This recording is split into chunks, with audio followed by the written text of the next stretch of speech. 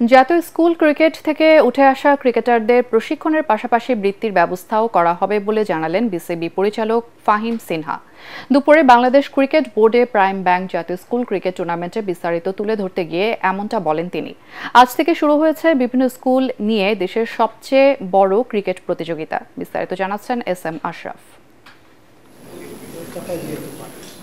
সারা দেশের ৩৫১টি স্কুল অংশ নিচ্ছে।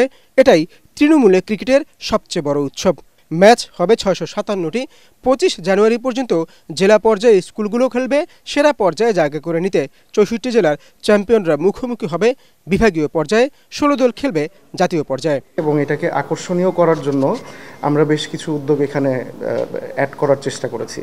যেমন আপনার ট্যালেন্ট স্কাউটিং আমরা বাড়াবো। আপনার প্রতিটা ভেন্যুতে আমরা এনশিওর করব যে কোচ, ডিস্ট্রিক্ট কোচ বা ডিস্ট্রিক্ট কোচদের যে প্রতিনিধিরা যেন প্রত্যেকটা খেলায় আপনার পার্টিসিপেট করে স্কাউটিং করতে পারে প্রপারলি।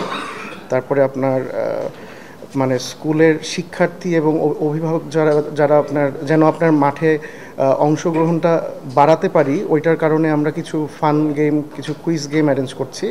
আয়োজকরা বলছেন, এর আগেও স্কুল ক্রিকেট থেকে বিসিবির বয়সভিত্তিক দলে জায়গা করে নিয়েছে অনেক ক্রিকেটার।